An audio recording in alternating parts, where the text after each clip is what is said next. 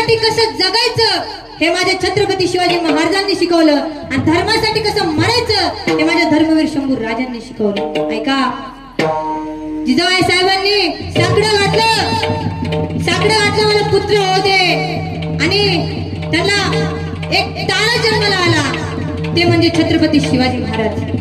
ते हळूहळू मोठे होऊ लागले, 5-6 वर्षाचे हळूहळू मोठे होऊ लागले. आदिलशाहीने पुण्यामध्ये सैन्यदळ उधळलं, अख्खं पुणे बेची राख करून टाकलं. काही नाही राहिलं होते पुण्यामध्ये. गाडवाचे नांगर फिरवले त्या पुण्यामध्ये, काही शिल्लक नाही ठेवलं. अहो, पुण्यामध्ये शिल्लक राहिलं होतं तर काय, फक्त कुत्र्यांचं रडणं, गिधडांचं किंकाळा, आरडा ओरडा, घरे सगळी जाळली होती. काही शिल्लक नव्हतं राहिलं होत्या पुण्यामध्ये. गाडवाचे नांगर फिरवले, एवढंच नाही केलं. पुण्यामध्ये लोखंडी पहाड ठोकली, त्याला फुटकी कवडी आणि तुटकी चप्पल लावली आणि आदिलशाही विजापूरला परतली. आदिलशाही आणि 1937 साली बहुधा उन्हाळ्याचे दिवस असावे. अहो, त्या पुण्याच्या मालकीनेला राहायला घर नाही हो.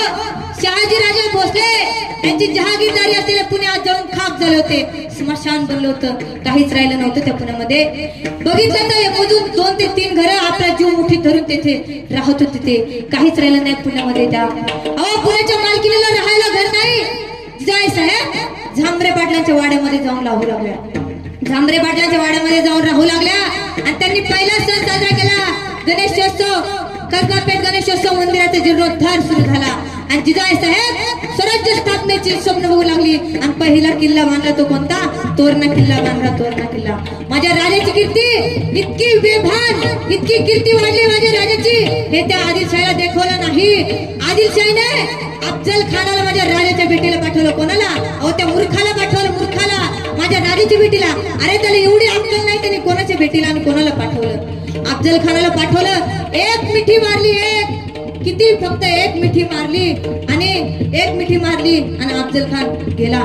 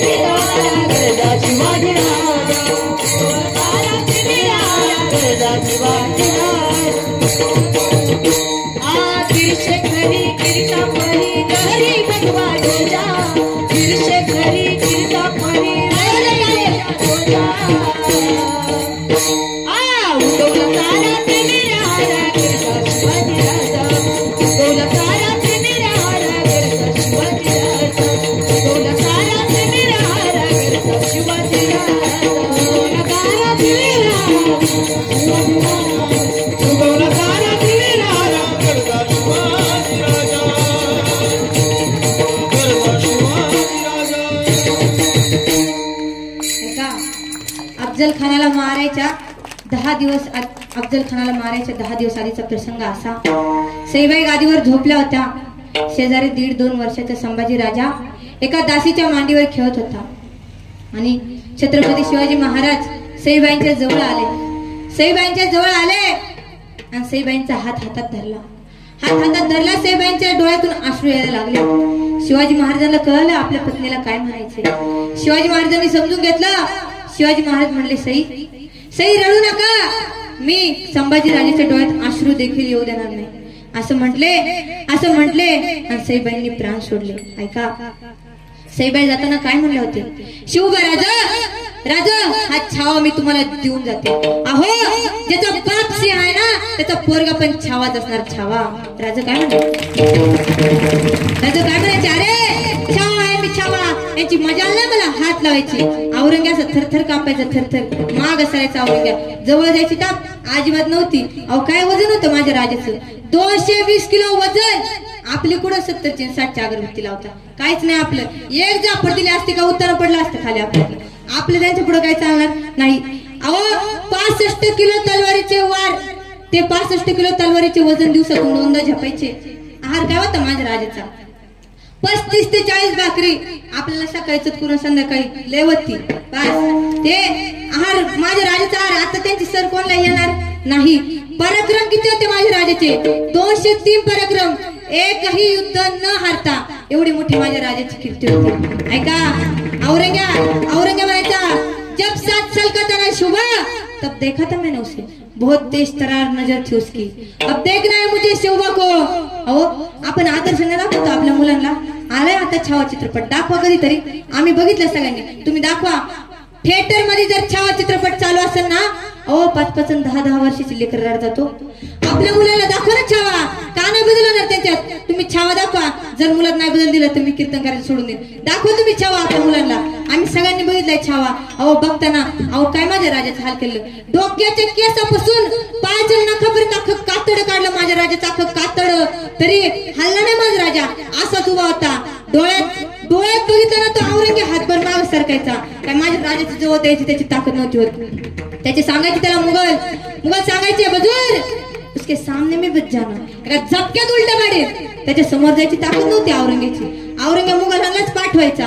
अहो ज्याने उंटाला खरफटत नेलं एवढा सुद्धा हल्ला नाही, एवढा सुद्धा असा होता माझा संभाजी राजा. तर म्हणतात राजा तुम्हाला भीती नाही वाटत का? राजा काय म्हणावं, ए कभी अरे हे काय दसावत हायवे पुढे सरकायला. अरे 20-20 फुटाच्या अंतरावर नसते साखर दंड टाकले कर घाव वाजत होते. औरंग्या पण माझ्या राजाचं डोक्याच्या केसापासून पायाच्या नखापर्यंत कातडं काढलं ना तरी घाबरला नाही हो माझा राजा. अहो चित्रपट नाही बघितला अजून तुम्ही, तुमच्यातल्या काहींनी बघितला असेल, काहींनी नाही बघितला. बघा छावा चित्रपट, कळ तुम्हाला किती हाल केले. हाताचे नख काढले, नख मुठी आवळायचा माझा संभाजी राजा. अहो औरंगजेब घाबरायचा, जवळ सुद्धा जात नव्हता. ऐका औरंगजेबाच्या डोळे गाळ्याचा प्रसंग आला. जीवाने डोळे शिल्लक होते माझ्या राजाचे, जीवाने डोळे शिल्लक होते. ऐका ते आले, डोळे काढायला आले आणि औरंग्या हातभर माग थांबला बरं का माझ्या राजाच्या. राजाला काय म्हणतो, ए संभा क्या चाहिए बोल, जो चाहिए वो तुझे दे डालूंगा, सिर्फ धर्म बदलना पडेगा, सिर्फ धर्म बदलना पडेगा. अहो माझ्या राजाने काय उत्तर द्यावं, झुकले आहेत ना झुकले सारे, छावा झुकला नाही. अरे झुकले आहेत ना झुकले सारे, छावा झुकला नाही. प्राण सोडला पण धर्म सोडला नाही, असा होता माझा राजा. हो काय माझ्या राजाची कीर्ती. हो एवढी जखम झालेली सहन नाही होतो आपल्याला, इतकी जखम झालेली सहन नाही होत. अहो आई ग म्हणायला आपल्याला आई हो. त्यावेळेस माझ्या राजाला जखम झाली, काय आई ग म्हणायला आई सुद्धा राहिली नव्हती हो माझ्या राजाला. अहो माझा राजा जेव्हा 1.5-2 वर्षाचा होता ना, त्याच वेळेस त्यांची आई सोडून गेली हो. काही कळत नव्हतं माझ्या राजाला. ऐका एवढी जखम झाली तर आपण आई ग म्हणतो आणि आईच्या तोंडाकडे बघतो. आई येते मलमपट्टी करते, पण माझ्या राजाच्या डोक्याच्या केसापासून पायाच्या नखापर्यंत कातडं काढलं. आता हळद लावायला नको होय. अहो हळद लावायला नको का? अरे त्या सैतानांनी मीठ चोळलं, मिठाचं पाणी चोळलं माझ्या राजाच्या अंगावर. काही जीव म्हणत असं ना माझ्या राजाचा अंतःकरण दाटून आला असेल माझ्या राजाचं, पण थरथरलं नाही. अहो कुणी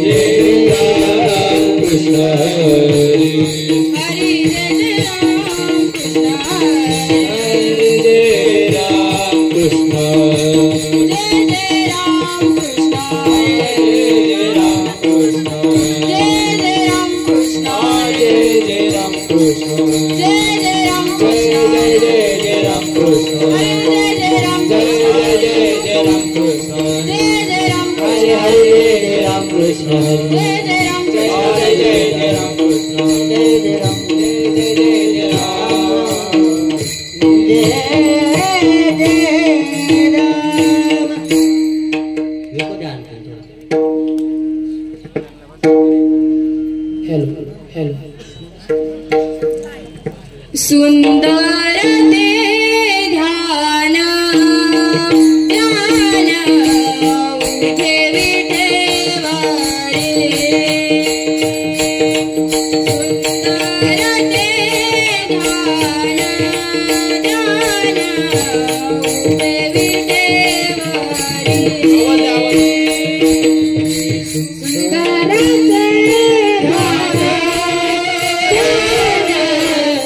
Baby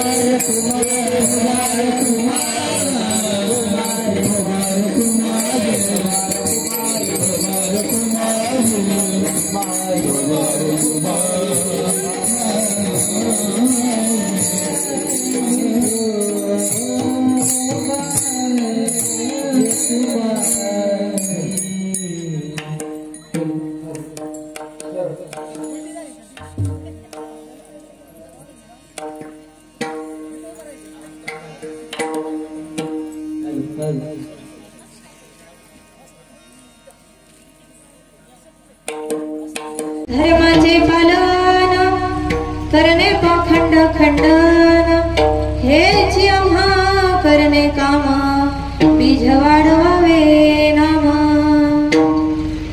तीक्ष्ण उत्तरे हाती घेऊन बाण फिरे तीक्ष्ण उत्तरे हाती घेऊन बाण फिरे हेच आम्हा करणे काम बीज वाढवावे नाम नाही भीडभार तुका म्हणे साना थोर हेच आम्हा करणे काम बीज वाढवावे नाम महायोग पीठे तटे भीमरथ्या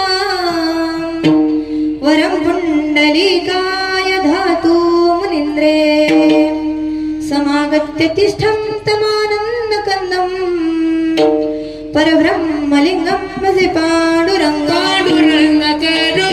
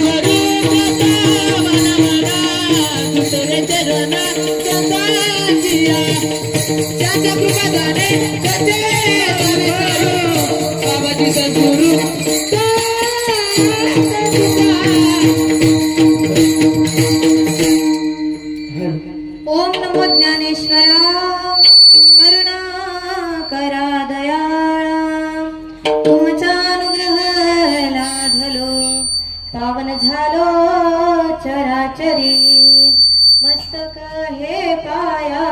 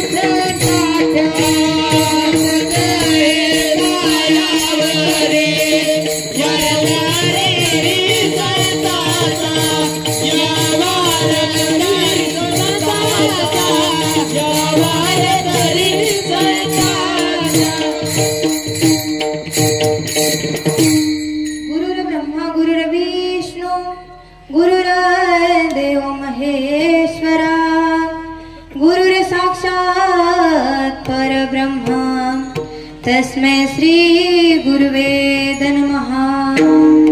धर्माचे पालन करणे पाखंड खंडन हेच आम्हा करणे काम बीज वाढवावे नाम विठ्ठल।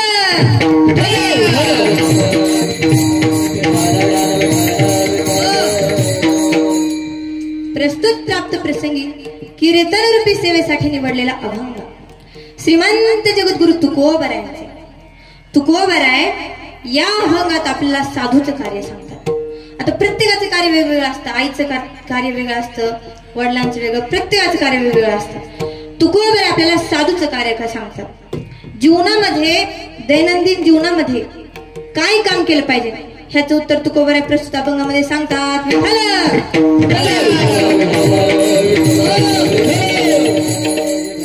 तुकोबराय सांगतात साधूचं पहिलं काम काय तर देवाचं रक्षण केलं पाहिजे। साधूचं दुसरं काम काय तर धर्माचं रक्षण केलं पाहिजे। तीक्ष्ण उत्तरे हाती घेऊन बाण फिरे, शब्दरूपी बाण हाती घेऊन फिरणार आहे। आणि या कार्य जर कोणी मध्ये आलं तर नाही भिडभार तुका म्हणे साना थोर। झाला अभंगाचा सरळ सरळ भावार्थ झालं। कीर्तन जाऊ का?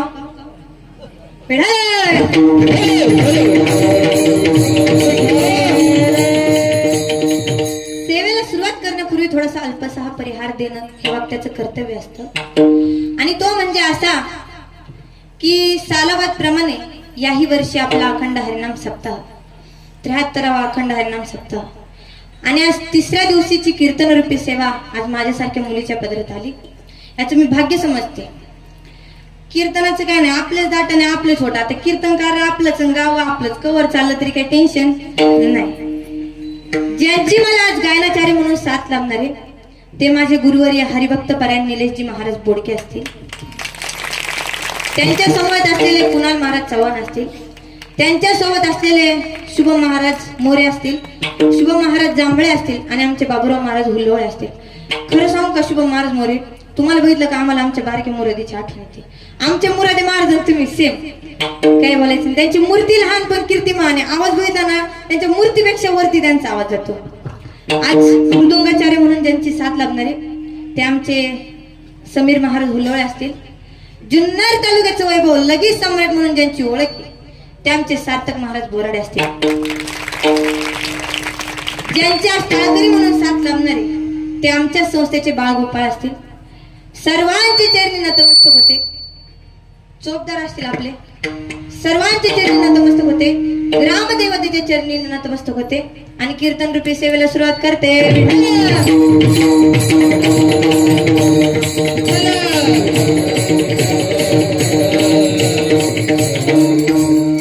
गायनाचार्य म्हणून आमच्या गान कोकिळा लताताई असतील, त्यांच्यासाठी एकदा जोरदार टाळ्या.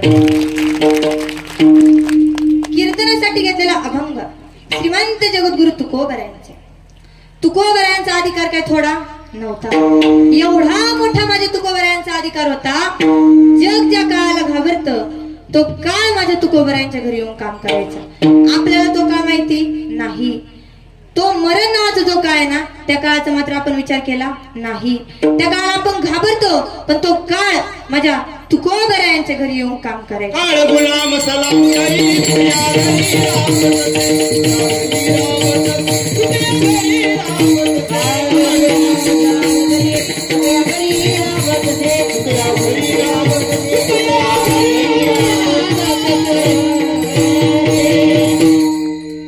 त्या काळाचा मात्र आपण विचार करत नाही. तुम्ही सांगा ना, साधे चालता चालता एखादा माणूस मरून पडतो, आपण त्याचा विचार करतो का? बोलत चला. कीर्तन म्हणजे बोलण्याची गोष्ट आहे. कीर्तन म्हणजे काय संसारातलं टेन्शन इथं आणून सोडायचं नाही. कीर्तनाच्या मंडपाच्या आत प्रवेश करायच्या आधी टेन्शन बाहेर सोडून द्यायचं आणि मग आतमध्ये बसून येऊन बसायचं. तसे आपले नाही टेन्शन घेऊन बसती पण बाकीचे, पण तरी पण कीर्तनात बसलं का मुखाने नामस्मरण आणि हाताने टाळी वाजलीच पाहिजे. टाळीचं लय महत्व आहे महाराज. सांगू का, 4 चोर होते. त्यांनी ठरवलं जांभळे गावात सगळ्यात श्रीमंत घराची चोरी करायची. आता सगळ्यात श्रीमंत घराची चोरी करायची. चोरी करायच्या आधी त्यांचा प्लॅन ठरतो.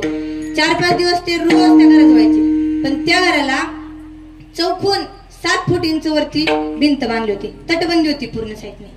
ते रोज यायचे, भिंती का बघायचे, रोज विचार करायचे, परत जायचे. 2-3 दिवस असेच गेले बरं. 2-3 दिवस गेले आणि एक दिवस ते गावात चहा पित होते आणि तिथे एक कोलाट्या होता. तो कोलाट्या त्याची बायको ढोल वाजवायची आणि तो 7 फूट इंच वरती उडी मारायचा. आता चहा पेता पेता यांचं लक्ष मात्र त्याच्याकडे गेलं.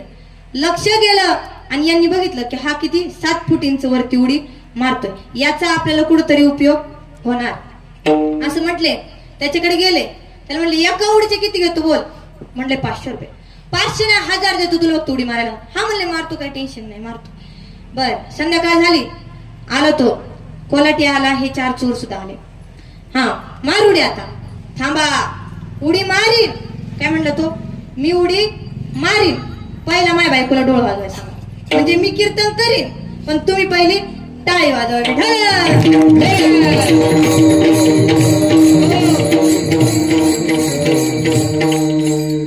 तुकोबरायांचा अधिकार थोडा नव्हता. आपण त्या काळाचा विचार करत नाही महाराज. करतो का तुम्ही? चालतं चालतं एखादा माणूस मरण पडतो, आपण विचार करतो का त्याचा का आता तो मरणार होता? नाही ना. त्या काळाचा आपण विचारच नाही करत. आपल्याला येऊन जाऊन 3 काळ माहिती. कोणते काळ माहिती बाळा? का कोणते काळ माहिती आपल्याला? आपल्याला फक्त 3 काळ माहिती. एक वर्तमान काळ, दुसरा भूतकाळ आणि तिसरा भविष्यकाळ. कोणाला विचारा वर्तमान काळ म्हणजे काय, कोणी सांग. वर्तमान काळ म्हणजे चालू असलेला काळ आणि भूतकाळ म्हणजे काय. आता वर्तमान काळ म्हणजे चालू असलेला काळ आता कोणत्या काळात आपण वर्तमान काळ, हे काळ सगळ्यांना करतात, हे काळ सगळ्यांना करतात, पण मरण नावाचा जो काळ त्याचा मात्र विचार करत नाही आपण. हे काय सांग आता वर्तमान काळ, मी कीर्तन करते, हा कोणता काळ चालू वर्तमान काळ. आता भूतकाळ म्हणजे घडून गेलेला काळ आणि भविष्य काळ म्हणजे पुढे येणारा काळ. आपण ह्या तीनच काळांचा मला विचार करतो. त्या काळाचा विचार केला माझ्या जगद्गुरु तुकोबारायांनी. ऐका, जगद्गुरु तुकोबारायांच्या जीवनातला प्रसंग सांगते. जिजाबाई साहेबांच्या घरून एक काळी म्हैस आणली होती. तर म्हैस माहिती का सगळ्यांना? म्हैस काळी असते, तिला एक शिपूट असते, 4 पाय असतात, 2 शिंगा असतात, 2च ना? हा, 2 शिंगा असतात. काय म्हणतील गोल असतात, काय म्हणतील उभ्या असतात, पण शिंग 2च असतात. 2 डोळे, 1 नाक, तेवढं सगळ्यांना माहिती ना? हा, म्हैस जिजाबाई साहेबांच्या माहेरावरून तुकोबारायांनी म्हैस आणली. आता प्रत्येक स्त्रीला आपल्या माहेरावरून आणलेली गोष्ट सासरपेक्षा कशी असते? जवळची असते. आपल्या स्त्रियांना माहेरचं कुत्र आवडतं, माहेरची मांजर आवडते. माहेरावरून चुलता कुणी येऊ आपल्या स्त्रीला इतका आनंद होतो, इतका आनंद होतो, असं वाटतं त्याच्यासाठी काय करू काय नाही करू, लय आनंद होतो. आणि जिजाबाई साहेबांच्या घरून काळी म्हैस आणली होती. जिजाबाई साहेबांना सुद्धा खूप आनंद झाला. तर इतका जीव लावायचे, त्या म्हशीला खूप जीव लावायचे. कधी कधी काय स्वतः जेवायचे विसरून जायचे, पण म्हशीला मात्र चारा घालायचे. आणि म्हशीची तब्येत महिन्यातच म्हशीची तब्येत इतकी भारी झाली, अशी गुबगुबीत म्हैस झाली. 20-21 लिटर दूध द्यायला लागली, 20-21 लिटर दूध द्यायला लागली. आता हे काय चोरांना दाखवते का? गेली चोरांक बातमी. पण एक गोष्ट लक्षात ठेवा, जे कर्म आपण जिथं करतो ते कर्म मात्र आपल्याला फेडावंच लागतं. आता विषय निघला म्हणून सांगता, विषय निघला म्हणून. काशी क्षेत्रामध्ये एक साधू राहायचा. साधू ब्रह्मचारी होता, नामस्मरण करायचा. आणि त्या साधूचा एक पटशिष्य होता. प्रत्येक गुरुचा एखादा पटशिष्य असतो. कसे आमच्या गुरूंचे पटशिष्य खरडे महाराज, ते विना नाचायला लागल्यावर त्यांच्यापेक्षा विनाच जास्त नाचतो. आता पण त्यांनी त्यांची नोकरी दुसऱ्याकडे दिली. हे मुरादे महाराज विना नाचवतात. आमच्याही गुरूंचे पटशिष्य, प्रत्येक गुरुचा एखादा पटशिष्य असतोच. पण ह्या पटशिष्यात आणि त्या पटशिष्यात एवढाच बदल होता. त्याचं लग्न झालेलं, याचं नाही झालं, एवढाच बदल होता, बाकी काहीच नाही. त्या गुरुचा एक पटशिष्य होता. आता पूर्वीच्या काही सोन्याच्या मोहरा असायच्या, आता काही ते कुठं बघायला मिळणार नाही. काहींना नाव देणार नसतील. आपल्या गावाकडच्या असतील, मुंबई पुण्याच्या व्हॉट इज दिस मोहरा, मला मोहरा माहिती ना, काय खरं नाही आताच. आणि त्यांनी मोहरा साठवून ठेवला. त्याच्याकडे एक छडी होती, त्या सगळ्या मोहरा त्याने त्या छडीत भरल्या. ही गोष्ट पटशिष्य आणि गुरु ह्या दोघांमधून तिसऱ्याला माहीत नव्हती.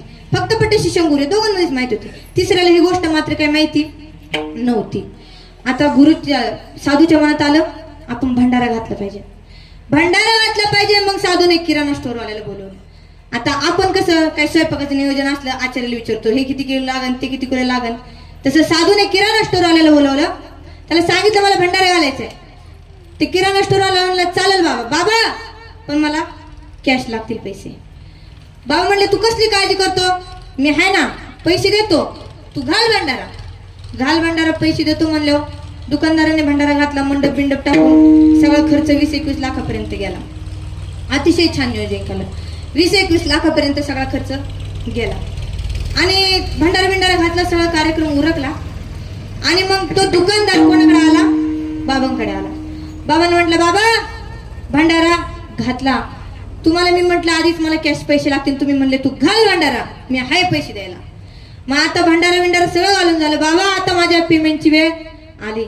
बाबा म्हटले थांब. बाबाने पटशिष्याला आवाज दिला, बाळा जा बरं आपली छडी घेऊन या आतून. पटशिष्य गेला, छडी घेऊन आला आणि छडीचं झाकण त्याने उघडलं. झाकण उघडलं आणि मोहरा खाली ओतल्या.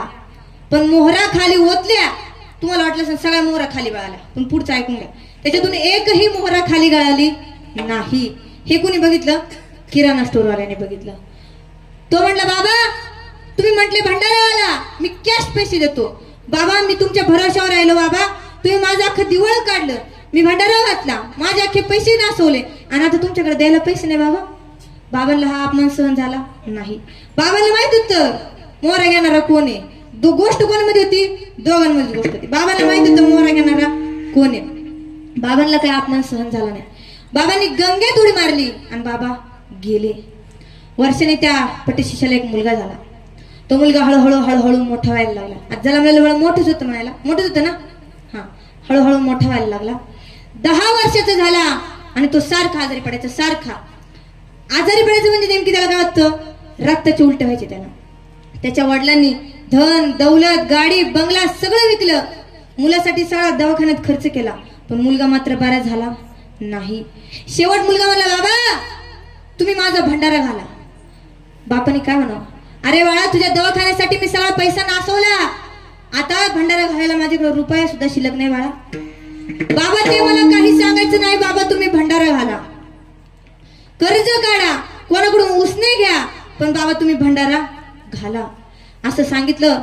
त्याच्या वडिलांनी कर्ज काढलं आणि मुलाचा भंडारा घातला. भंडारा काढला घातला आणि मग मुलगा काय म्हणतो, आला का लक्षात मी कोण आहे?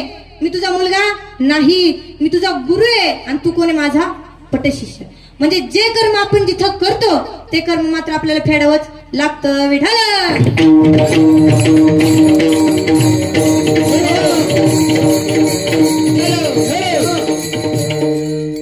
आणि म्हैस आणलेली बातमी आता कुठे गेली? चोरांकडे गेली. चोर आले म्हैस न्यायला. तुकोबराय घरात नव्हते. तुकोबरायांचं मंदिरात कीर्तन रंगलं होतं आणि कीर्तनात माणसंही मग्न होते. इतके मस्त असे सूर्यफुलासारखे माणसं फुलून बसले होते. तुम्ही पण तसेच बसा. सूर्यफुल वाळल्यासारखं असं ते लोळल्यासारखं नका बसू, तुम्ही पण फुलासारखेच फुलून बसा. ते कसे बसलेले कीर्तनात तसेच तुम्ही पण बसा. कीर्तनात सगळे मग्न होते आणि तुकोबरायांचं कीर्तन चालू होतं. कीर्तन चालू होतं. चोर आले, म्हैस दावणीला बांधली होती, म्हैस सोडली आणि म्हैस घेऊन निघाले. पण हे कोण बघत होतं? तुकोबरा नाही, माझा भगवान परमात्मा हे बघत होता. भगवान परमात्म्याला काळजी पडली आणि भगवान परमात्म्याने विटेवर उडी मारली. कशासाठी मारली? मागे पुढे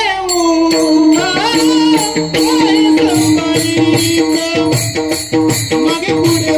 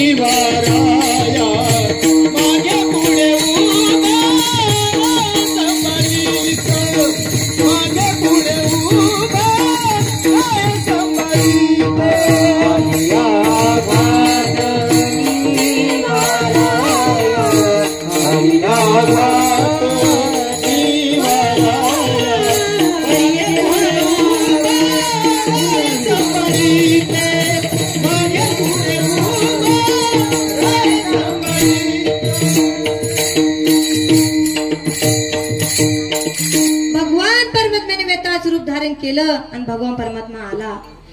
ज्या दिशेने चोर म्हैस घेऊन चालले होते त्या दिशेने भगवान परमात्मा वेताळाचं रूप धारण करून त्यांच्या समोर उभा राहिला.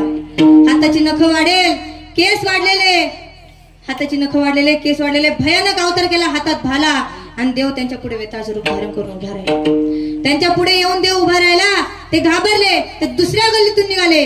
देव परत त्यांच्या पुढे वेताळाचं रूप धारण करून उभा राहिला. ते तिसऱ्या गल्लीत गेले. देव परत त्यांच्या पुढे वेताळाचं रूप धारण करून उभा राहिला. ते घाबरले, त्यांनी म्हैस रिटर्न आणली. आता त्यांनी म्हैस दावणीला बांधावा ना, त्यांनी म्हैस दावणीला बांधली नाही. ते मंदिरात म्हैस घेऊन गेले आणि तुकोबरायांच्या चरणावर मस्तक ठेवले. तुकोबरायांना म्हणले, तुकोबराय मला क्षमा करा, आम्हाला क्षमा करा, आम्ही तुमची म्हैस चोरली होती. तुकोबराय म्हणले, मी तुम्हाला काय म्हटलं म्हैस चोरल्यावरून? नाही म्हणणे, आम्हाला तुमची म्हैस नको, लागले तर अजून एक म्हैस आणून देतो, पण तुमची म्हैस आम्हाला नको. तुकोबराय म्हणले, अहो जा घेऊन, मी तुम्हाला काय म्हटलो का? नाही तुमची म्हैस आम्हाला नको. म्हणजे जगद्गुरु तुकोबरायांचा एवढा मोठा अधिकार आहे का माझ्या जगद्गुरु तुकोबरायांच्या म्हशीचे रक्षण करायला साक्षात कोण आलता? भगवान परमात्मा आलता. विठाल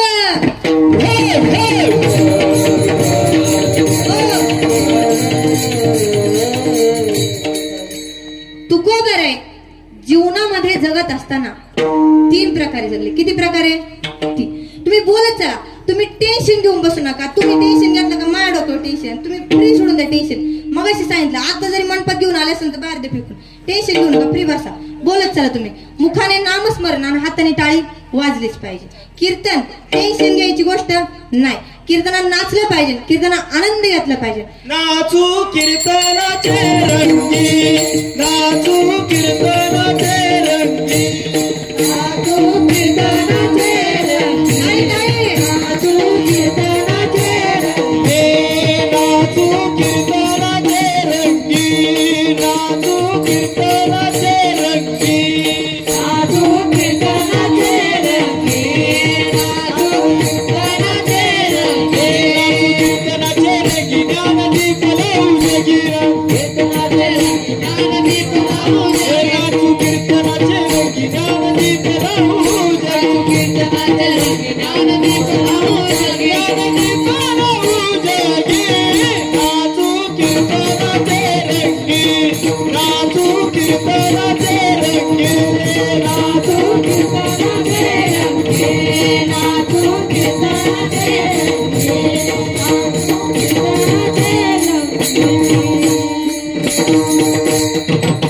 झाले का फ्रेश?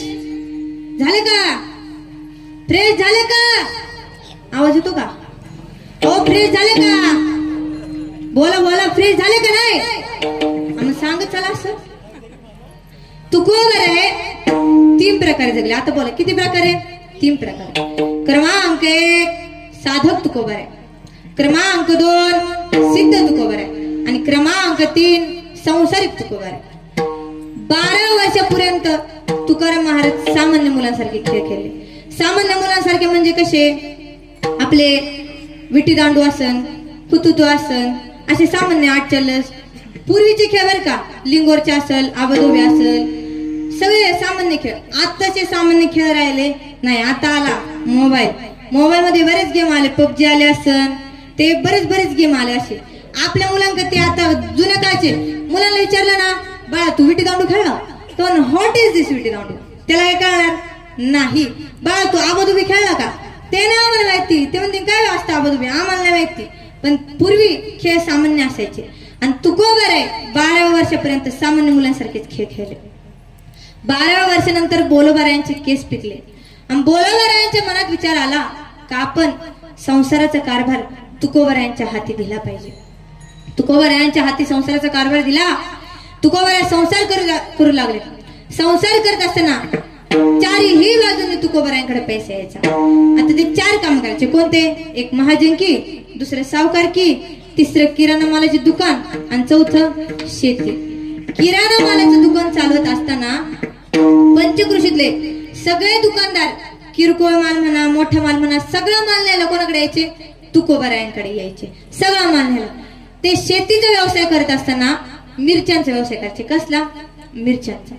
एका गावात असेच तुकोबराय मिरच्या विकायला गेले होते. मिरच्या विकायला गेले आणि तिथे अशी लाईन लागली माणसांची मिरच्या घ्यायला बरं का. मिरच्या घ्यायला लाईन लागली आणि ते यायचे एक नंबर याला. ते काय करायचे? 1 किलो मिरची यायचे, अर्धाच किलोचे पैसे द्यायचे. 2 किलो मिरची द्यायचे, 1 किलोचे पैसे द्यायचे. आणि आता त्या गावात होता एक आडभंगनाथ.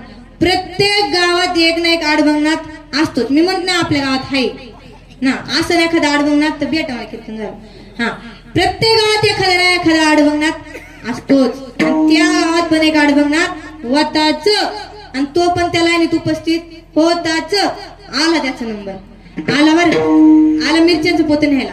मिरच्याचं काय 1 किलो 2 किलो मिरची नाही घेतल्या. आडभंगनाथ होता, डोके वाजूर होता, अख्खं गोंपट मिरच्यांचं घेतलं. तुकोबरायला म्हणला मी तुम्हाला दुपारपर्यंत पैसे आणून देतो. पैसे आणून देतो आणि मिरच्याचं पोतं घेतलं आणि गेला कुठं? घरी. तुकोबरायांच्या मिरच्या विकून झाल्या, सगळे घरी गेले आणि तुकोबराय पैशांची वाट बघत तिथं बसले. तुकोबरायांकडे बघून जगाच्या मालकाला चिंता पडली. जगाचा मालक सेवकाचं रूप धारण करून आला. सेवकाचं रूप धारण करून आला आणि प्रत्येकाकडे जाऊन त्यांना सांगितलं का 1 किलोची तुम्ही 1 किलो मिरची नेली, अर्धाच किलोचे पैसे घेतले. प्रत्येकाकडून पैसे गोळा करून आला सेवक. आता नंबर आला आडभंगनाथाचा. आडभंगनाथाचा नंबर आला. दरवाजाची कडी ठकठक केली. आडभंगनाथाने दरवाजा उघडला. सेवक म्हणले तुम्ही आमच्या तुकोबरायांकडून मिरच्याचं एक पोत आणलं. तुम्ही म्हटले दुपारपर्यंत तुला पैसे आणून देतो. अहो दुपार होऊन गेली, संध्याकाळचे 7 वाजत आले, अजून काय तुमच्या पैशांचा तपास नाही. तो किती गेला तर काय होता आडवणार बाबा कायच मिरच्याचं पत्त. मी नाही आणलं, दुसरं कोणी आणलं असेल. गावात काय मीच एकटं माणूस आहे का? गावातले माणसे मी नाही आणलं म्हणले, त्यांनी कोणी आणलं असेल. नाही म्हणले, तू मिरच्याच्या पोत्याचे पैसे देतो का नाही का मी इथंच राशी. घाबरला आडवणार. घरात गेला, पैसे आणले आणि त्या सेवकाकडे पैसे आणून दिले. सेवकाकडे पैसे आणून दिले आणि सेवकाने ते पैसे घेतले आणि कुठे गेला? गावच्या पाटलाकडे. गावच्या पाटलाकडे गेला आणि पाटलाला म्हणला, पाटील तुमच्याकडच्या माणसांनी तुकोबरायांकडून 1 किलो मिरची आणली, अर्धाच किलोचे पैसे दिले. अर्धा किलो मिरची आणली, काही नाही, त्या आडबंगनाथाने पूर्ण 1 गोणपट आणलं, पैसे दिले नाही. मी सगळ्यांकडून, मी तुकोबरायांचा सेवक आहे, मी सगळ्यांकडून पैसे गोळा करून आणले आणि आता हे पैसे तुम्ही घ्या आणि तुकोबरायांना हे पैसे जाऊन द्या. मी त्यांचा सेवक आहे, मी दिलेले पैसे ते घेणार नाही. पण तुम्ही जर पैसे दिले तर तुमच्या गावाची इज्जतही वाचेल आणि माझ्या तुकोबरायांचे त्यांना सगळे पैसेही भेटतील. पाटलाने ते पैसे घेतले आणि तुकोबरायांना जाऊन ते पैसे दिले. म्हणजे शेती करत असतानाही तुकोबरायांकडे जायचा, चारीही बाजूने पैसा यायचा. आता 22व्या वर्षानंतर तुकोबरायांनी देवाचा साक्षात्कार केला. देवाचा साक्षात्कार केला आणि तुकोबराय साधक झाले. साधक झाल्यानंतर तुकोबराय नामस्मरण करायचे, सारखे नामस्मरण करायचे, नामस्मरण करायचे सारखे. साधक तुकोबराय झाल्यानंतर ते नामस्मरण करायचे. काय करायचे? विठ्ठल माझा माझा माझा विठ्ठल माझा मी विठ्ठलाचा, विठ्ठल माझा माझा माझा माझा विठ्ठल माझा मी विठ्ठलाचा, विठ्ठल माझा माझा विठ्ठल माझा मी विठ्ठलाचा, विठ्ठल माझा माझा माझा माझा विठ्ठल माझा मी विठ्ठलाचा, विठ्ठल माझा विठ्ठल माझा मी विठ्ठलाचा, विठ्ठल माझा विठ्ठल माझा मी विठ्ठलाचा, विठ्ठल माझा विठ्ठल माझा मी विठ्ठलाचा, विठ्ठल माझा विठ्ठल माझा मी विठ्ठलाचा, माझा माझा माझा माझा माझा विठ्ठल माझा मी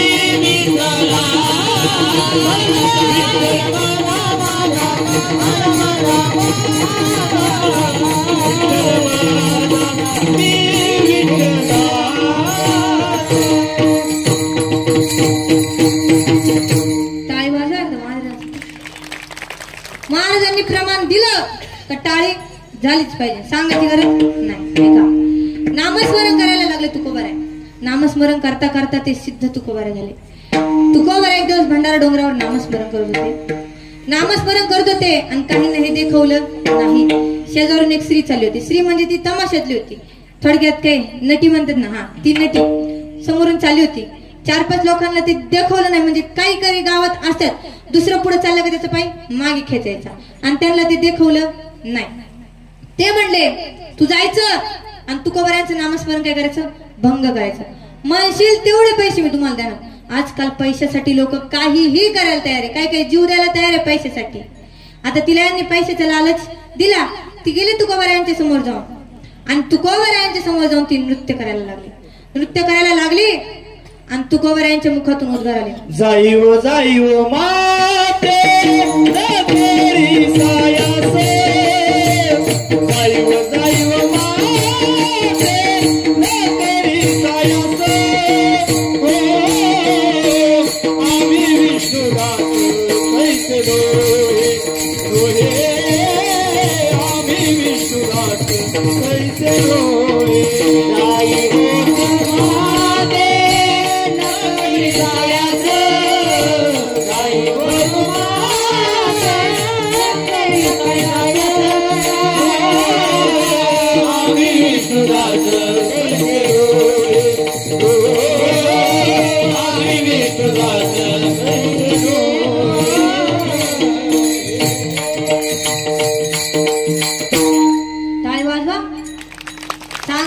लागलं पाहिजे, टाळी वाजलीच पाहिजे. नामस्मरण चालू होतं. तिसरी गेली तरीही तुकोबरायांचं नामस्मरण पुन्हा चालू झालं. नामस्मरण चालू झालं आणि छत्रपती शिवाजी महाराज तुकाराम महाराजांच्या भेटीला आले. तुकाराम महाराजांच्या भेटीला आले. गडावरती खाली 150-200 सैनिक उभं होतं. ते आले.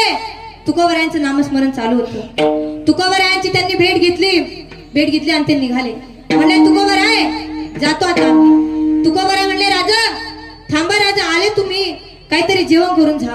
राजा म्हणले तुकोबराय इथं तुम्ही गुफेत नामस्मरण करता, इथं तुमचेच खायचे वांदे आणि तुम्ही आम्हाला कुठून देणार. तुकोबराय म्हणले तुम्ही जेवण करून जा, मी देतो तुम्हाला. राजा म्हणले तुकोबराय मी काही एकटा नाही, खाली 150-200 सैनिक गडाच्या पायथ्याशी उभे. ते म्हणले काय हरकत नाही, बोलवा त्यांना पण वरती, त्यांना आपण जेवण देऊ. त्यांनाही वरती बोलावलं आणि अन्नाचा एकही पुरवठा न पडता त्यांनी सर्व छत्रपती शिवाजी महाराजांना आणि त्यांच्या समोर असलेल्या सर्व मावळ्यांना त्यांनी जेवण दिलं. सर्व लांबून लोक येऊ लागले तुकाराम महाराजांच्या भेटीला. लांबून येऊ लागले. तुकाराम महाराजांना म्हणले तुकोबराय तुम्ही आता अवतरलात, आता इथून पुढे तुम्ही काय करणार. तुकोबराय सांगतात अभंगाचं प्रथम छंद. धर्माचे पालन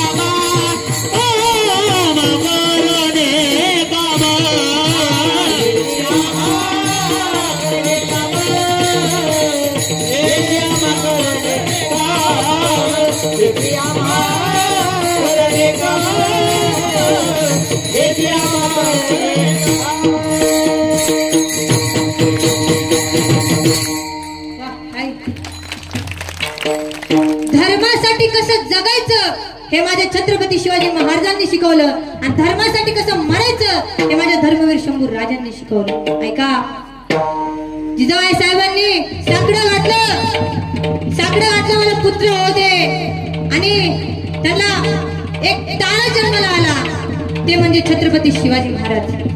ते हळूहळू मोठे होऊ लागले. 5-6 वर्षाचे हळूहळू मोठे होऊ लागले. आदिलशाहीने पुण्यामध्ये सैन्यदळ उधळलं अख्खं पुन्हा बेची राख करून टाकलं. काही नाही राहिलं होते पुण्यामध्ये.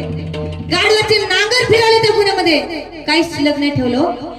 पुण्यामध्ये शिल्लक राहिलं होतं तर काय, फक्त कुत्र्यांचं रडणं, गिधाडाचं किंकाळा, आरडा ओरडा, घरे सगळी जाळली होती. काही शिल्लक नव्हतं राहिलं त्या पुण्यामध्ये. गाडवाचे नांगर फिरवले, एवढंच नाही केलं. पुण्यामध्ये लोखंडी पहाड ठोकली, त्याला फुटकी कवडी आणि तुटकी चप्पल लावली आणि आदिलशाही विजापूरला परतली. आदिलशाही आणि 1937 साली बहुधा उन्हाळ्याचे दिवस असावे. अहो त्या पुण्याच्या मालकीनेला राहायला घर नाही हो.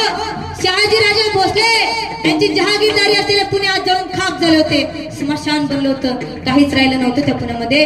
बघितलं तर मोजून 2 ते 3 घरं आपला जीव मुठीत धरून तेथे राहत होते, ते काहीच राहिलं नाही पुण्यामध्ये. त्या पुण्याच्या मालकीणीला राहायला घर नाही. जिजाई साहेब झांबरे पाटलांच्या वाड्यामध्ये जाऊन राहू लागल्या. झांबरे पाटलांच्या वाड्यामध्ये जाऊन राहू लागल्या आणि त्यांनी पहिला सण साजरा केला गणेशोत्सव. कसबापेठ गणेशोत्सव मंदिराचा जीर्णोद्धार सुरू झाला आणि जिजाई साहेब स्वराज्य स्थापनेची स्वप्न बघू लागली आणि पहिला किल्ला बांधला तो कोणता? तोरणा किल्ला बांधला, तोरणा किल्ला.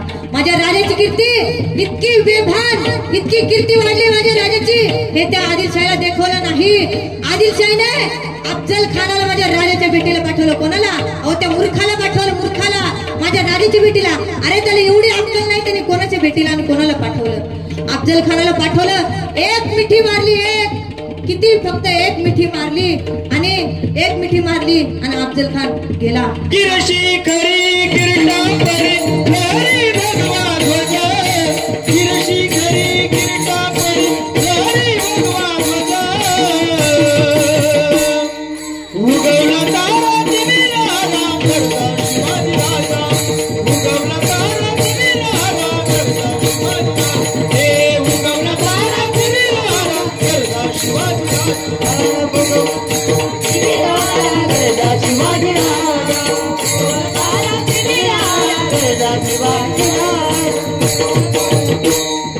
गिरशे खरी किरटा परी हरी भगवा ध्वजा, गिरशे खरी किरटा परी हरी ध्वजा. उगवला तारा तिमिराला करता शिवाजी राजा, उगवला तारा तिमिराला करता शिवाजी राजा, उगवला तारा तिमिराला करता शिवाजी राजा, उगवला तारा तिमिराला उगवला तारा तिमिराला करता शिवाजी राजा, करता शिवाजी राजा. ऐका, अफजल खानाला मारायच्या 10 दिवस, अफजल खानाला मारायच्या 10 दिवस आधीचा प्रसंग असा. सईबाई गादीवर झोपल्या होत्या. शेजारी 1.5-2 वर्षाचा संभाजी राजा एका दासीच्या मांडीवर खेळत होता आणि छत्रपती शिवाजी महाराज सईबाईंच्या जवळ आले. सईबाईंच्या जवळ आले आणि सईबाईंचा हात हातात धरला. हात हातात धरला. सईबाईंच्या डोळ्यातून अश्रू यायला लागले. शिवाजी महाराजांना कळलं आपल्या पत्नीला काय म्हणायचे. शिवाजी महाराजांनी समजून घेतलं. शिवाजी महाराज म्हणले, सई सई रडू नका, मी संभाजी राजाच्या डोळ्यात अश्रू देखील येऊ देणार नाही, असं म्हटले आणि सईबाईंनी प्राण सोडले. ऐका, सईबाई जाताना काय म्हणले होते? शिवबा राजा हा छावा मी तुम्हाला देऊन जाते. अहो ज्याचा बाप सिंह आहे ना, त्याचा पोरगा पण छावाच असणार, छावा. राजा काय म्हणायचे? अरे छावा आहे मी, छावा.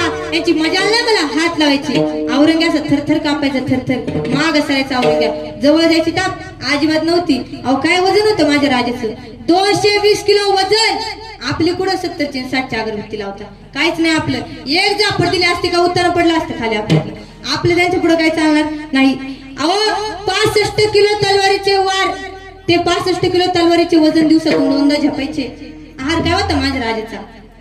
35 ते 40 भाकरी. आपल्याला सकाळी चतकुरून संध्याकाळी लेवती बस. ते आहार माझ्या राजाचा आहार. आता त्यांची सर कोणला येणार नाही. पराक्रम किती होते माझ्या राजाचे? 203 पराक्रम, एकही युद्ध न हारता एवढी मोठी माझ्या राजाची कीर्ती होती. ऐका, औरंग्या म्हणायचा, जब 7 साल का था ना शुभा तब देखा था मैंने उसे, बहुत तेज तरार नजर थी उसकी, अब देखना है मुझे शोभा को. अहो आपण आदर्श नाही दाखवतो आपल्या मुलांना. आलाय आता छावा चित्रपट, दाखवा कधीतरी. आम्ही बघितलं सगळ्यांनी, तुम्ही दाखवा. थिएटर मध्ये जर छावा चित्रपट चालू असेल ना, अहो 5-5 आणि 10-10 वर्षाची लेकर रडत जातो. आपल्या मुलाला दाखवा ना छावा. का नाही बदलणार त्याच्यात? तुम्ही छावा दाखवा. जर मुलात नाही बदल दिला तर मी कीर्तन करायला सोडून देईन. दाखवा तुम्ही छावा आपल्या मुलांना. आम्ही सगळ्यांनी बघितलाय छावा. अहो बघताना अहो काय माझ्या राजाचं हाल केलं. डोक्याच्या केसापासून पायाच्या नखापर्यंत अख्खं कातड काढलं माझ्या राजाचं, अख्खं कातड. तरी हल्ला नाही माझा राजा, असाच उभा होता. डोळ्यात बघितलं ना तो औरंगे हातभर माग सरकायचा. काय माझ्या राजाची जवळ द्यायची त्याची ताकद नव्हती होत. त्याचे सांगायचे त्याला मुघल सांगायचे, बजूर उसके सामने में बच जाना. झपक्यात उलट पाडेल.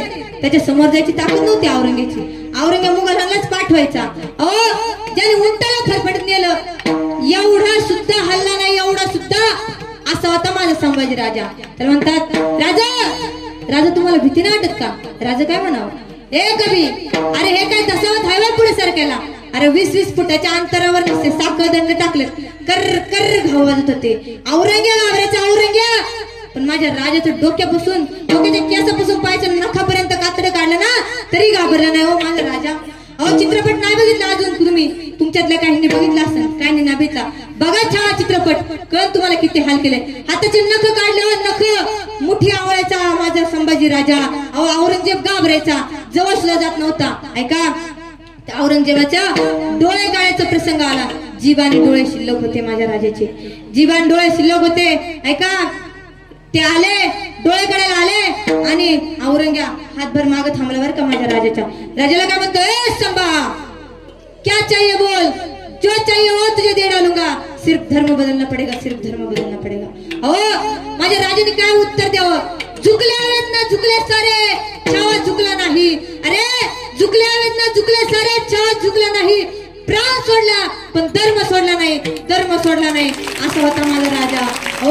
काय माझ्या राजाची कीर्ती. एवढी जखम झालेली सहन नाही होतो आपल्याला, इतुशी जखम झालेली सहन नाही होत. आई ग म्हणायला आपल्याला आई हो. त्यावेळेस माझ्या राजाला जखम झाली, काय आई ग म्हणायला आई सुद्धा राहिली नव्हती हो माझ्या राजाला. माझा राजा जेव्हा 1.5-2 वर्षाचा होता ना, त्याच वेळेस त्यांची आई सोडून गेली हो, त्याच वेळेस सोडून गेली हो. काही कळत नव्हतं माझ्या राजाला. ऐका, एवढी जखम झाली तर आपण आई ग म्हणतो, आई ग म्हणतो आणि आईच्या तोंडाकडे बघतो. आई येते, मलमपट्टी करते, पण माझ्या राजाच्या डोक्याच्या केसापासून पायाच्या नखापर्यंत कातडं काढलं. आता हळद लावायला नको होय, हळद लावायला नको का? अरे त्या सैतानांनी मीठ चोळलं, मिठाचं पाणी चोळलं माझ्या राजाच्या अंगावर. काही जीव म्हणत असं ना माझ्या राजाचा अंतःकरण दाटून आला असं माझ्या राजाचं मन थरथरलं नाही. कुणी कुणाचं नसतं या जगात, कुणीही कुणाचं नसतं. नाही रे नाही कुणाचे कोणी, नाही रे नाही कुणाचे कोणी,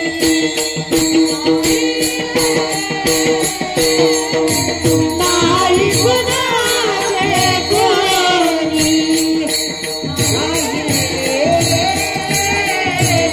नाही रे नाही कुणाचे कोणी,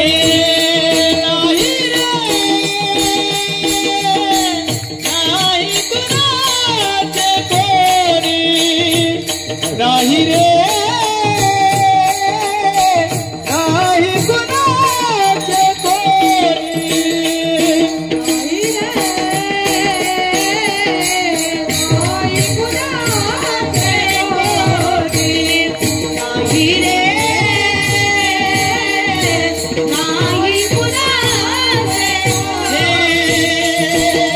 बहीण कुणाची, भाव कुणाचा, कोण कुणाचे, सगळे सोय रे. बहीण कुणाची, भाव कुणाचा, कोण कुणाचे, सगळे सोय रे. बहीण कुणाची, भाव कुणाचा, कोण कुणाचे, सगळे सोय रे. बहीण कुणाची, भाव कुणाचा, कोण कुणाचे, सगळे सोय रे. मागणी सर्व राहिला, मागणी सर्व राहिला, तुटतील धागे दोन. नाही रे नाही कुणाचे कोणी, नाही रे नाही कुणाचे कोणी. कोणीच नसतं ह्या जगात, कोणीच कोणाचं नसतं. माझ्या राजाला स्वतःच्या सख्या मिळून पकडून दिलं. काय म्हणत असेल माझ्या राजाचं मन, अंतःकरण दाटून आलं असेल माझ्या राजाचं. पण थरथरला ना असं कधी माझा राजा. जीभ छाटायची वेळ आली, गुडघे खालून पाय छाटले, हात छाडले, बोटाची नखं काढली, सगळं काय डोळे काढले. माझ्या राजाच्या डोक्याच्या केसापासून पायाच्या नखापर्यंत सगळे कातडे काढले. पण माझा राजा धर्म नाही सोडला माझ्या राजाने, त्यांच्या समोर झुकला नाही माझा राजा कधी. ऐका अहो, म्हणायचा तो औरंग्या, म्हणायचा धर्म बदललाय संभा, पण माझ्या राजाने कधी धर्म नाही बदलला. अहो त्याला बघून औरंग्या थरथरायचा. औरंग्या काय म्हणायचा, महाराष्ट्राचं रक्त आहे, हे वेगळंच रक्त आहे, कधी तुटणार नाही महाराष्ट्राचे लोक, आणि महाराष्ट्राचं रक्त सुद्धा कधी तुटणार नाही. ऐका औरंगजेब स्वतःच्याच माणसाला बोलायचा, स्वतःच्याच माणसाला बोलायचा. तो ना संभाजी महाराजांचे डोळे काढायला सुद्धा तो समोर जात नव्हता.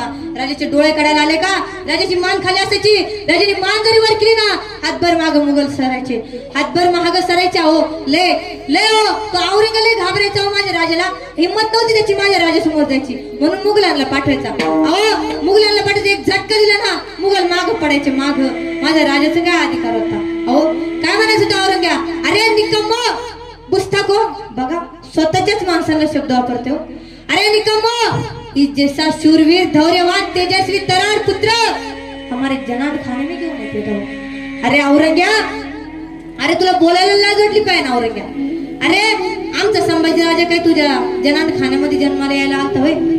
अरे माझ्या राजाने जन्माला यावं, पुढे यावं, पुरंदरच्या भूमीत जन्माला यावं माझ्या राजाने, महाराष्ट्राच्या कुशीत जन्माला यावं माझ्या राजाने, आणि छत्रपती शिवाजी महाराजांच्या कुशीत जन्माला यावं. जगी जैसा बाप व्हावा त्याचा वंश मुक्तीस जन्माला यावा छत्रपती शिवाजी महाराजांच्या कुशीत. हा जिजाबाई साहेब सांगून गेले, सईबाई सांगून गेल्या होत्या, त्याचा बाप सिंह आहे ना त्याचा पोरगा छावाच असणार. आणि संभाजीराजे म्हणले होते, अरे छावा आहे मी छावा, यांची मजा नाही मला हात लावायची. अरे त्यांची हाल करताना औरंगजेब निम्मा घाबरायचा, औरंगजेब माग सरकायचा.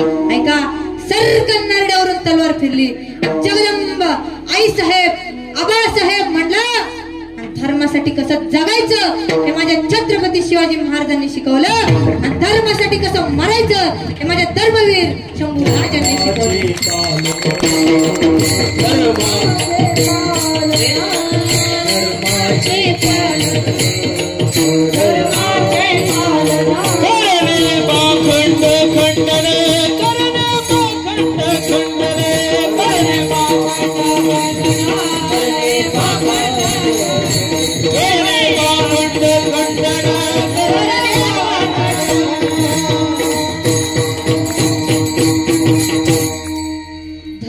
आता तुमच्या लक्षात आलं असेल काय नाही. आपण आपल्या मुलांना आदर्श नाही दाखवतो संभाजीराजांचा, आदर्श दाखवा संभाजीराजांचा. आपण दाखवतो आपल्या मुलांना पुष्पराज. काय दाखवतो तो पुष्पराज, तर चालता येत नाही त्याला, एक खांदा वर करतो एक खांदा खाली करतो, पाय फरकीत चालतो, सरळ चालतो सुद्धा येत नाही त्या पुष्पाला. आणि काय तो पुष्पराज दाखवतो, आपल्या गावातली पुष्पा नव्हे बरं का, पुष्पराज म्हणते. त्याचे चालते चालते चप्पल गळून जायची, चप्पल तरी त्याला चालते नव्हतं. आणि आपण आदर्श दाखवतो, तो आदर्श दाखवायचा ना संभाजीराजा दाखवा. 5-10 वर्षाची मुलं किरकोळ, आपली मुलं मोठाली झाली. आदर्श दाखवा आपल्या मुलांना समजून. अहो आमच्या मुलांनी रात्रीचं जागून पिक्चर बघितलाय तो छावा चित्रपट, तुम्ही पण बघा आणि दाखवा आपल्या मुलांना पण. धर्म म्हणजे काय लक्षात आलंच असणार. धर्माचं काम काय फार अवघड नाही, साधा धर्म सत्य बोलणे, सत्य बोलणे साधा धर्म. आणि दुसरा धर्म म्हणजे आपला हिंदू धर्म. आता धर्माचं काम काय फार सोपं, जनलोकांपर्यंत परमार्थ पोहोचवणे म्हणजे काय धर्माचं काम आहे. आणि जसं नदीचं अंतिम ध्येय समुद्रापर्यंत जाऊन मिळतं, तसंच आपल्या मनुष्य देहाने जन्माला यायचं. जन्माला आल्यावरती मनुष्य देहाचं कार्य सुरू होतं. काय कार्य करावं लागतं, समाजासाठी थोडं कार्य करावंच लागतं. मनुष्य देवाने आपल्या समाजासाठी कार्य करावंच लागतं. समाजासाठी करायचं, आता संसार करावा लागतो म्हणल्यावर कुटुंबासाठी हे थोडं कार्य करायचं, कुटुंबासाठीही करायचं. आणि आपली कीर्ती जर उरायचीच असेल ना तर जनलोकांच्या सेवेत यायचं आणि नामस्मरण करायचं. हेच तुकोबर आहे अभंगाच्या द्वितीय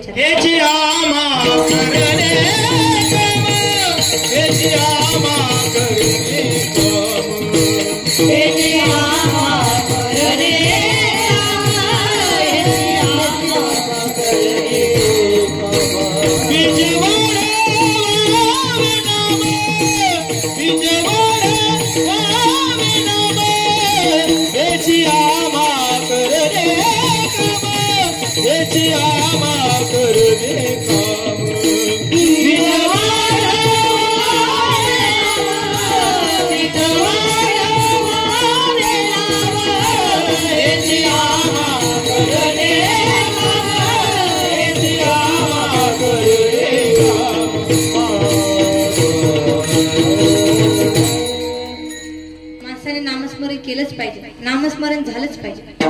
जिजाबाई साहेब छत्रपती शिवाजी महाराजांना सुद्धा सांगायचा, राजा नामस्मरण करा. पण छत्रपती शिवाजी महाराज महाराष्ट्र पूर्ण शांत झाला होता. छत्रपती शिवाजी महाराज फक्त नामस्मरणच करायचे. काय नामस्मरण करायचे? रामकृष्ण हरी रामकृष्ण हरी रामकृष्ण हरी, नामस्मरणच करायचे छत्रपती शिवाजी महाराज. महाराष्ट्र सगळा शांत झाला होता. जिजाबाई साहेब राजाकडे आले. राजाला म्हणले, राजा आम्ही विद्यापीठात केलेला उपदेश राजा आमचा फेल जाईल का?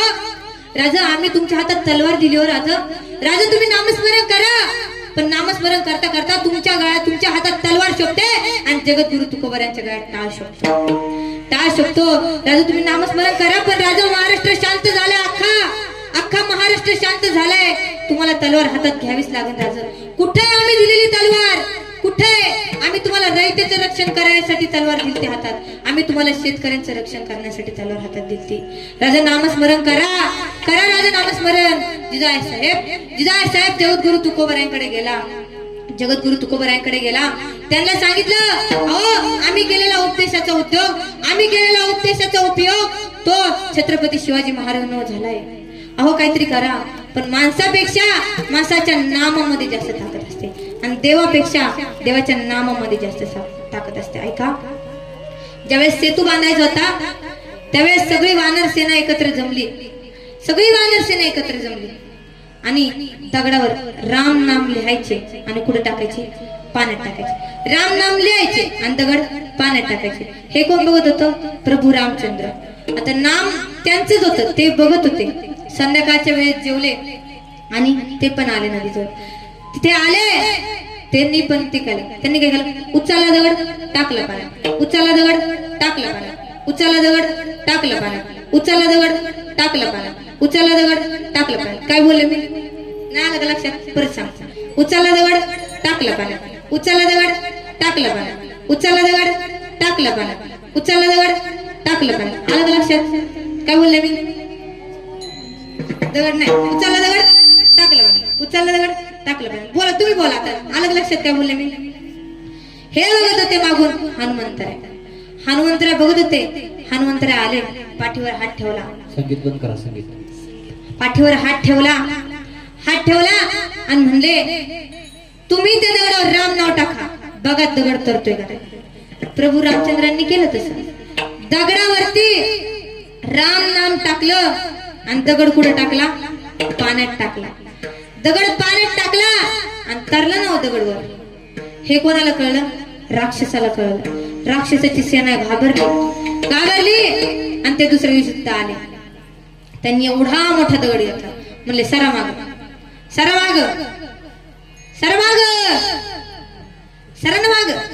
असं तो म्हटला. आता त्या दगडाला सांगितलं, तुला रामाची शपथ. कोणाची शपथ दिली? रामाची शपथ दिली. उचलला दगड टाकला आणि काय तरला ना दगड. म्हणजे माणसापेक्षा माणसाच्या नाम जास्त टाकले. विठ्ठल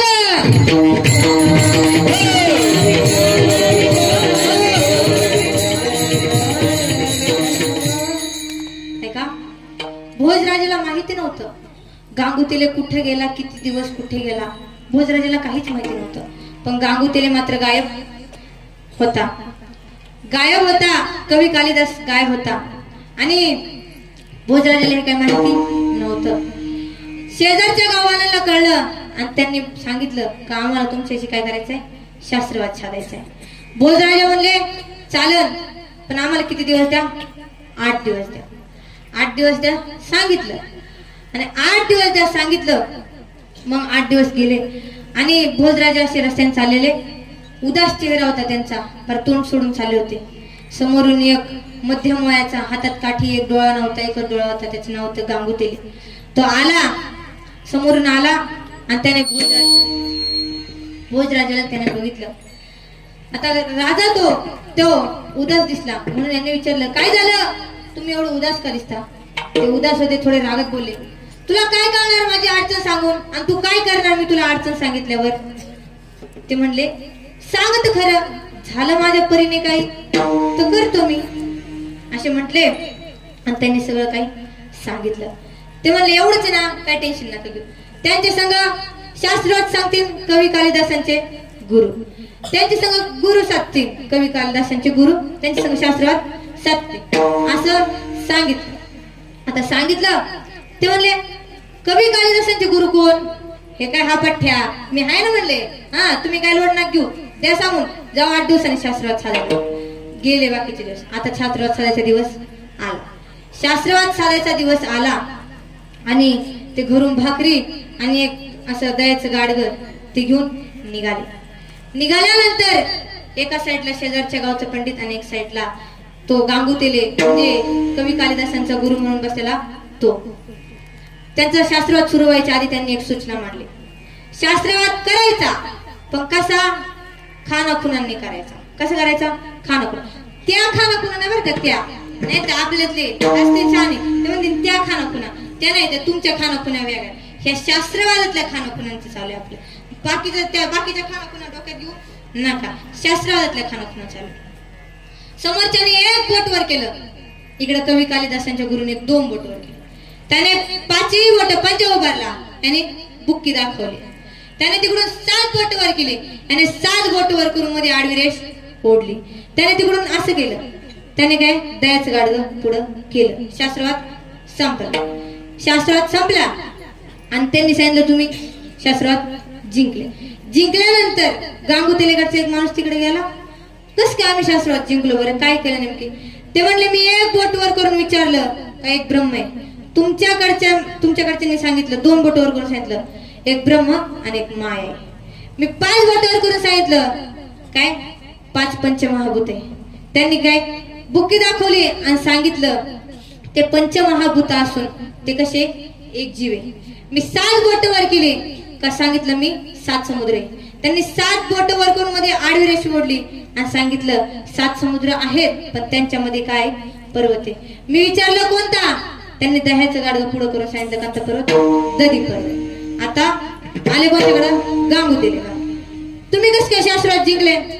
काय नाही केलं, जास्त डोकं नाही लावायचं. तर अंदाज पंचे 12 ठोक उत्तर. त्यांनी एक बोट वर केलं, मला वाटलं मला एक डोळा आहे, ते म्हणले मी तो डोळाच घेऊन काढून, म्हणून मी 2 बोट वर केले. मी म्हणलं तो दोन्ही डोळे काढून घे. त्यांनी परत 5 बोट त्यांनी पंजा उभारला. मला वाटलं ते मला एका जापड उत्तरा पाडे. मी बुक्की दाखवली, म्हणलं एका बुक्कीतच पाणी पाहिजे. नंतर त्यांनी 7 बोट दाखवली. मला वाटलं तो म्हणला का मी 7 भाकरी खातो.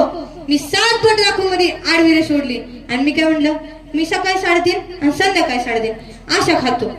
नंतर त्याने विचारलं कशासोबत? मी दयाचं गाडगं पुढं करून सांगितलं दयासोबत. म्हणजे माणसापेक्षा माणसाच्या नावात जास्त ताकद आहे. बेडा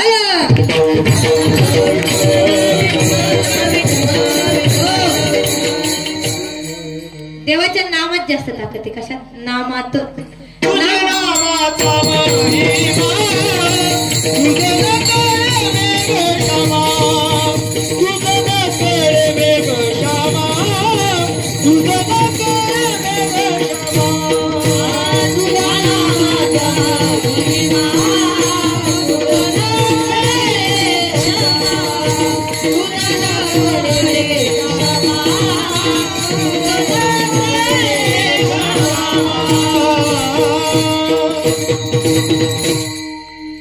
माणसापेक्षा माणसाच्या नामात जास्त ताकद आहे आणि देवापेक्षा देवाच्या नामात ताकद आहे. ऐका आता कबीर महाराजांचा मुलगा कमल एक श्रीमंत घराण्यातला माणूस होता आणि त्याच्याकडे इतका पैसा होता पैशाला त्याच्या मापच नव्हतं. भरपूर पैसा त्याच्याकडे होता, जास्त खूप पैसा होता त्याच्याकडे बरं का. पैशाचे काही विचारच नाही, असं जास्त लय पैसा मोकर पैसा होता त्याच्याकडे. पण त्याला रोग होता. त्याने सगळं काय केलं, सगळं खर्च वगैरे सगळं करायचा पण त्याचा रोग मात्र नष्ट होत नव्हता. तो गेलाय का साधूकडे गेला आणि साधूला म्हणाला सगळं माझ्याकडे भरपूर पैसे सगळे पण रोगच नष्ट होत नाही. ते काय म्हणले काशी क्षेत्रामध्ये जा आणि तिथं बुडी मार. तर काही लोक काशी क्षेत्रामध्ये म्हणजे काही लोकांना मरत पावत आणि तो घरी गेला, पैसे सोबत घेतले आणि निघाला. नामस्मरण करत निघाला. मनापासून नामस्मरण करत नव्हता, फक्त नामस्मरण करायचा आणि नामस्मरण करत तो निघाला. जाता प्रत्येक गावात तो काय करायचा पैसे वाटत चालायचा. गेला पैसे वाटत वाटत वाटत वाटत गेला, प्रत्येक गावात जायचा. त्याच्या माग बरेच लोक, जवळजवळ 500 1000 एक लोक त्याच्या मागे जमली. तेही नामस्मरण करत करत करत करत त्याच्या मागे चालले. त्याच्या मागे गेली आणि त्याच्या मागे गेल्यानंतर ते कमल महाराजांनी त्याला बघितलं. कमलने त्याला बघितलं आणि ते आले. ते म्हणले तुम्ही असे पाय पाय चाले, कुठं चाले? ते म्हणले मी सगळं करतो, माझ्याकडे सगळा पैसा विसा सगळं आहे माझ्याकडं, पण माझा रोग मात्र नष्ट होत नाही. म्हणजे एवढंच आहे, काय टेन्शन नाही. काय करायचं? फक्त जायचं गंगेत, 3 वेळा डुबकी मारायची आणि राम नाम घ्यायचं. ते म्हणले पण तू खरं सांगतोय ना? हा म्हणले जा तुम्ही. पण मग गेले गंगेत, पहिल्यांदा डुबकी मारली, वर आले, राम नाम घेतलं, रोग नष्ट झाला नाही. ते म्हणले ए पोरा, खरं सांगतोस ना रे तू? हा म्हणले मी खरं सांगतो. त्यांनी दुसऱ्यांदा डुबकी मारली, वर आले, राम नाम घेतलं. म्हणजे झाला का रोग नष्ट? नाही ना म्हणे, रोग नाही नष्ट झाला. त्यांनी तिसऱ्यांदा डुबकी मारली तिसऱ्यांदा, आणि कमलच्या हातात विटी दांडू खेळला जातो, दांडू त्याच्या हातात होता. त्यांनी कोणत्या डोक्यावर मारला? ते माझ्या डोक्यावर मारला त्याने, आणि तो खाली गेला आणि कळकळून राम नाम घेतलं आणि वर आला. त्याचा रोग नष्ट झाला.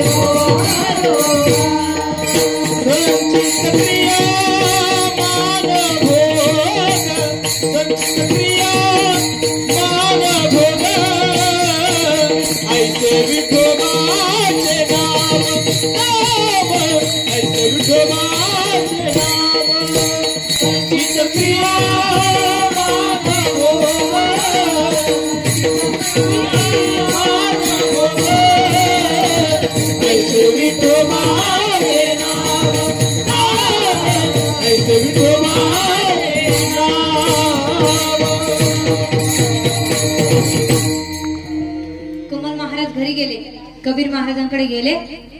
कबीर महाराजांना सांगितलं, 3 वेळा राम नाम घेतलं आणि रोग नष्ट झाला. कबीर महाराजांना वाटलं का आपल्या मुलाला कमलला गर्व झाला, म्हणून कबीर महाराजांनी एक पत्र लिहिलं. काय लिहिलं? सिर्फ 3 बार नाम लेने से रोग नष्ट होता है, इतनी कम कीमत है राम नाम की. आणि हे पत्र कोणाकडे गेलं? कमल महाराजांकडे न जाता ते तुलसीदास महाराजांकडे गेलं. तुलसीदास महाराजांनी ते वाचल्यानंतर जवळजवळ 500 एक रोगी असे समोर उभे होते. त्यांनी एक तुळशीचं पान घेतलं. कसलं पान? तुळस. माहिती ना सगळ्यांना, सगळ्यांच्या अंगणात असते, रोज सकाळची देवपूजा वगैरे सगळं चालू असते.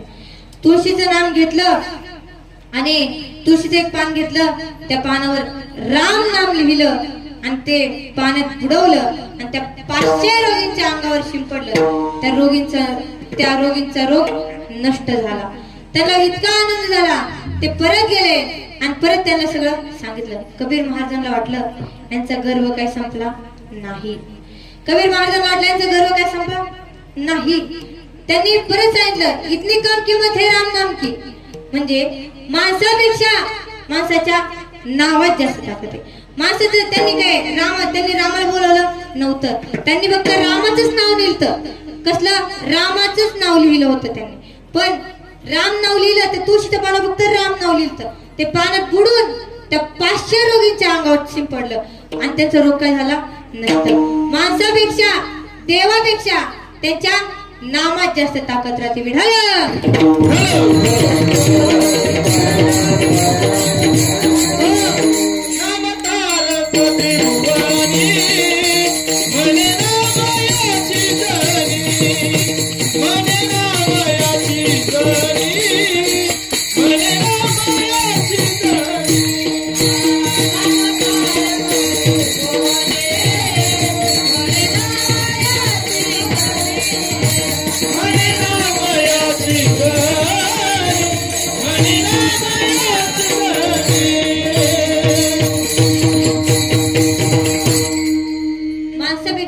माणसाच्या नावात जास्त ताकद असते.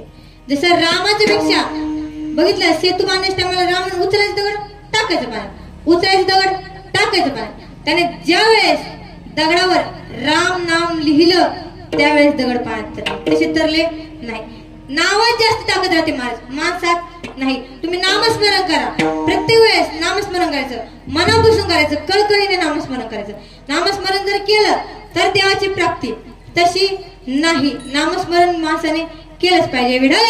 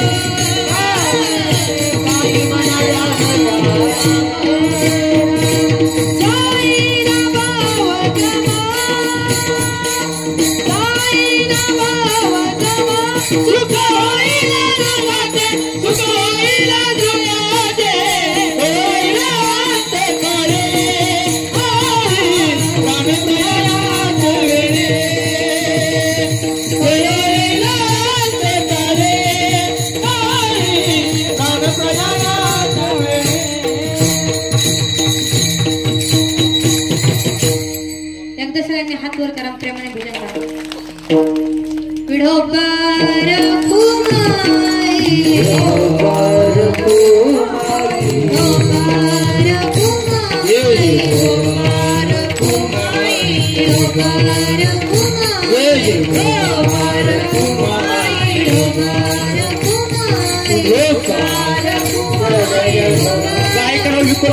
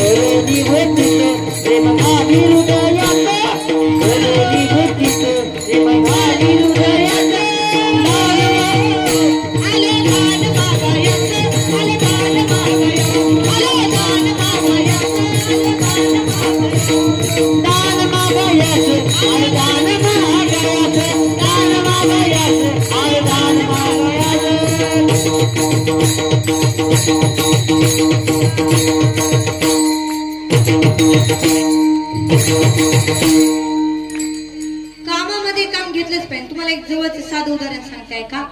आता कांदे लावायला बाया असे गोळा केले जातात. बराच त्यांचा ग्रुप राहतो. ग्रुपने 10-12 बाया संगच कांदे लावायला, काढायला, काही म्हणा कोणतं काम शेतातलं करायला जातात. अशाच एक बायांचा ग्रुप असा एका जणाच्या वावरात गेलते आणि त्यांची नेमकी कांदे काटणी चालू होती. कांदे काटणी चालू होती. ते गेले आणि कामामध्ये काय केलं पाहिजे? नामस्मरण घेतलं पाहिजे. पण बाया तशा नसतात. ते गेल्या त्यांचं काय सुरू झालं? बायांचं, शेजारच्या बायांचं कुठं सुरू झालं? हिची सून पळून गेली, तिच्या लेकाने पळून जाऊन लग्न केलं, हिची सून काहीच ऐकतच नाही, सासूला फिरून बोलती, असं बायांचं कुठं चालू झालं. कांदे काठून पिठून झाले, त्यांना चांगला कांद्याचा मालबिल झाला. पण ऐका, परिणाम असा झाला त्यांच्या कांद्याला बाजारच नाही. दुसऱ्या ठिकाणी दुसरा ग्रुप गेला आणि त्या बाया जरा चांगल्या दिसत होत्या. गेल्या, त्यांचं पण काय कांदे काटण्याचं काम होतं. कांदे काटण्याचं काम होतं आणि त्यांचं ते कांदे काटण्याचं काम सुरू झालं. बराच वेळ झाला. त्या बायांनी मात्र इकडची तिकडची काय म्हणजे इकडच्या ह्या बाईचं नवरा पळून गेला, ते हिची सून पळून गेली, असं तसं यांनी काय कुठाळी केली नाही. यांनी काम करत असताना देवाचं नामस्मरण घ्यावं, देवाचं भजन करायला लागले. देवाचं भजन करायला लागले. काय भजन करायचे? नमः शिवाय, नमः शिवाय,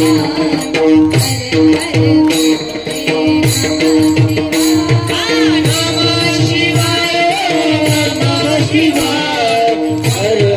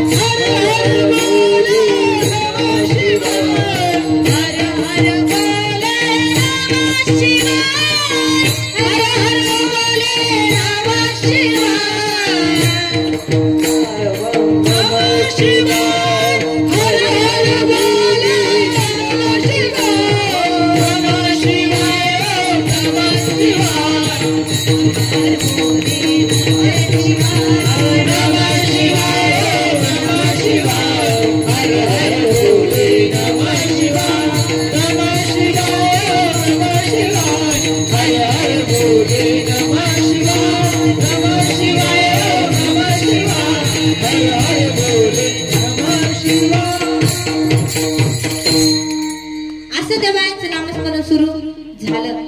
सकाळी ज्यावेळेस टायमिंग काय असतो कांदे लावायला, किती वाजता जाता तुम्ही? 10 वाजता जाता. आपल्याकडे 9-10 वाजता. सकाळी 9 वाजेपासून संध्याकाळी सुट्टी वाजतापर्यंत त्या बायांनी एकाही घरातल्याचं कुटाळ केलं नाही. फक्त काय चालू राहिलं? त्यांचं नामस्मरण चालू राहिलं. परिणाम असा झाला, त्यांचा मालही जास्त निघला आणि माल जास्त निघला आणि त्यांनी त्या कामामध्ये नाम घेतल्यामुळे त्यांच्या कांद्यालाही काय झालं? बाजारभाव जास्त मिळाला. म्हणजे नामाची वाढ कशी? जास्त गगनाहूनही वाढ नाम आहे. नामाची वाढ गगनापेक्षा जास्त नामाची वाढ आहे. तुकोबारे सांगतात तीक्ष्ण उत्तरे हाती घेऊन बाण फिरे शब्दरूपी बाण ते हाती घेऊन फिरणार आणि या कार्यात जर कोणी भिडवार घातली तुकोबारे सांगतात अभंगाचं शेवट नाही भिड भाड भाड नाही भिड भाड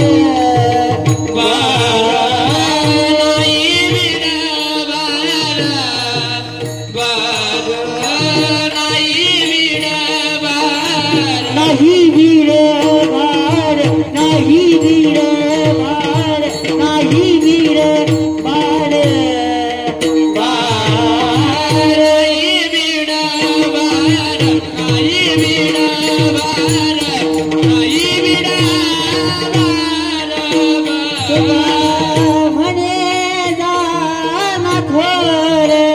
तुका भरे ताना थोर येथी आमा करणे काम काम येथी आमा करणे काम काम तू कामाने नाना तू कामाने सना तोरा येथी आमा करणे काम येथी आमा करणे काम ईदवाड वावे नाम आवाज येतो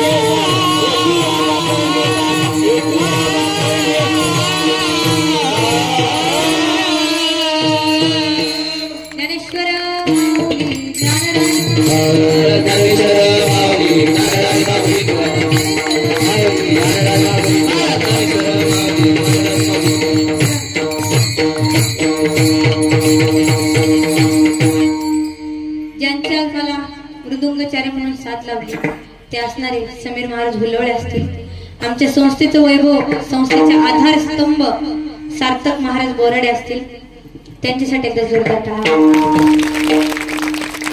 ज्यांची आज मला गायनाचार्य म्हणून साथ लाभली ते असणारे माझे गुरुवर्य हरिभक्त परायण निलेश महाराज बोडके, त्यांच्या समवेत असलेले आमच्या लताताई शिंदे असतील, बाबूराव महाराज भुलवळे असतील, शिंदे बाबा असतील, घोलप बाबा असतील, मोरे महाराज असतील, जांभळे महाराज असतील, आमचे आनंदीचे बाबा यादव बाबा असतील आणि माझे बाबा असतील.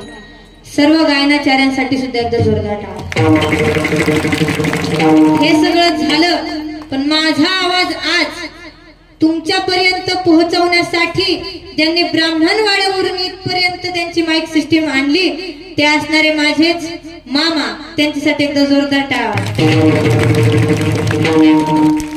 सर्वांच्या चरणी नतमस्तक होते, ग्रामदेवतेचे चरणी नतमस्तक होते, गुरुवर्यांच्या चरणी नतमस्तक होते, आई वडिलांच्या चरणी नतमस्तक होते, छत्रपती शिवाजी महाराजांच्या चरणी नतमस्तक होते.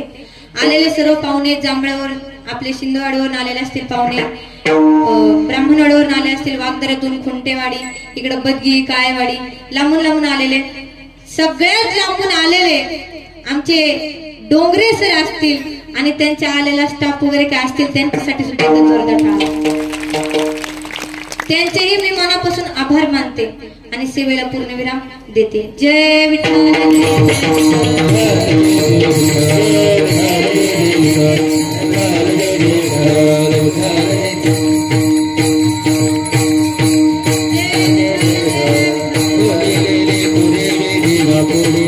Yeah.